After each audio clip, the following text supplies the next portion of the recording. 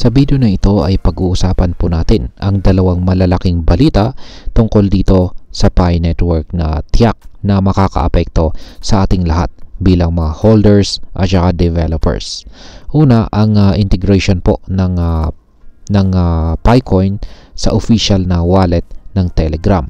Pangalawa, ang huling pagkakataon para sa mga developers na makuha ang kanilang mga domain ng walang bidding. Ano kaya ang ibig sabihin ng mga pagbabagong ito para sa atin? Kaya yan po ang siyang ating aalamin sa video na ito. Pero bago po tayo magpatuloy, ay pakibasa na lamang po ang disclaimer dito sa ibaba ng ating screen. Ayan. Simulan po natin ang tungkol po sa integration ng Picoin sa Telegram wallet. Ayan. Isa pong nakakagulat na balita ang lumabas kamakailan, kung saan ang Picoin ay makikita na po ngayon sa official wallet ng Telegram. Ayon po sa Pi News, isang media channel na may mahigit 1 milyong followers, ito ay isang malaking hakbang para sa Pi Network patungo sa mas malawak na pagkilala. Sa kasalukuyan, maaari pong bumili o mag-imbak at saka mag-hold ng Picoin sa loob ng Telegram wallet. Gayunpaman, hindi pa posible ang pagpapadala, pag-withdraw o pagtanggap ng Picoins sa pagitan po ng mga users.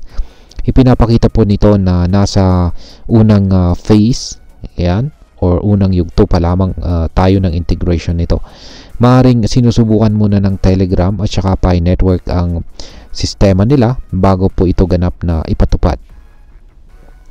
Ngayon paano naman po makakaapekto ang integration na ito sa hinaharap ng Pi Network? Ayan, ang integration po ng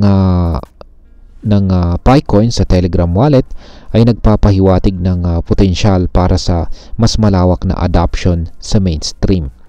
Isipin na lang natin kung magiging possible ang pagpapadala ng Picoins sa milyong-milyong Telegram users sa buong mundo. Isang tunay na game changer po ito para sa utility ng Pi Network. Ngayon ano po ang huling pagkakataon naman para sa mga developers na makakuha ng kanilang mga domain. Ayan. Mula po sa official na X account ng Pi Network, inannounce po na ang mga community apps na pumasa sa network listing requirements ay makakakumpleto ng kanilang PiNet migration bago po ang May 28. At ayan, maaari na pong makuha ang kanilang mga domain ng walang bidding. Ayan, ito po ay isang extension na nagbibigay ng huling pagkakataon para sa mga developers na hindi pa nakakakumpleto ng proseso. Ngayon ano po ang mga hakbang na dapat gawin ng mga developers bago ang deadline? Ayan, nandito po yan, yung mga steps para sa mga developers ay meron pong 3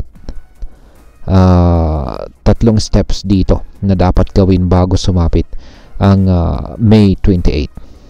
Ayan. Una ay suriin po ang status ng inyong app sa PiNet.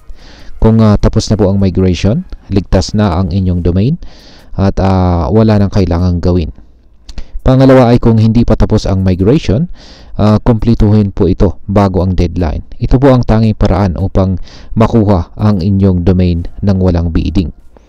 At ang panghuli ay irehistro po ninyo ang inyong PiNet URLs sa Pi Developer Portal. Piliin po ang display preferences. Ayan. At i-update po ang user flow upang maging accessible ang inyong app sa mga non-Pi users. Ngayon ay ano po ang mangyayari kung hindi makumpleto ng mga developers ang migration bago ang deadline? Kung hindi po makukumpleto ang migration bago ang May 28, mananatili po ang inyong domain sa auction at maaring makuha ng ibang bidders. Ito ay isang malaking risk para sa inyong project, kaya mahalaga pong kumilos kaagad. Ngayon ay ano po ang kahalagahan ng mga pagbabagong ito para sa Pi Network?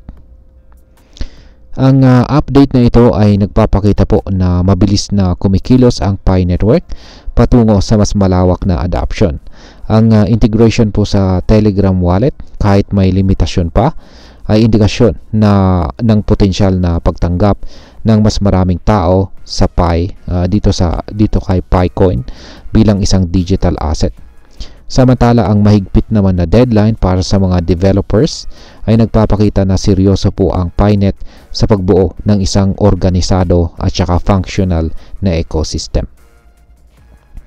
At ayan, bilang panghuli ay ano naman ang masasabi ko tungkol dito.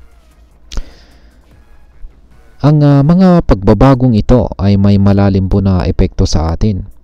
Ang integration po ng Picoin sa Telegram wallet ay maaring magpataas po ng liquidity at saka utility ng ating mga hawak na Picoin. Gayunpaman, dapat po tayong maging mapanuri at maingat sa ating mga desisyon, lalo na't nasa early stages pa lamang ang mga pagbabagong ito. Mahalaga pong manatili po tayong updated sa mga opisyal na announcement ng Pi Network. Para po sa mga developers, siguraduhin kumplituhin po ang inyong migration bago sumapit ang May 28 upang maprotektahan ang inyong mga project. Para naman po sa mga holders at saka investors, patuloy po na pag-aralan natin ang mga developments at tayo ay maging handa sa mga posibleng pagbabago sa market.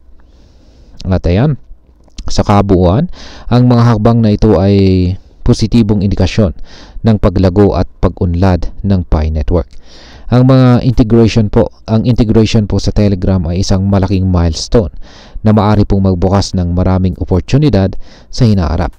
Gayunpaman, mahalaga ring tandaan na ang mga ganitong pagbabago ay may kaakibat na risk. Kaya't dapat tayong maging mapanuri, responsable at laging handa sa anumang posibleng senaryo dito sa mundo ng cryptocurrency.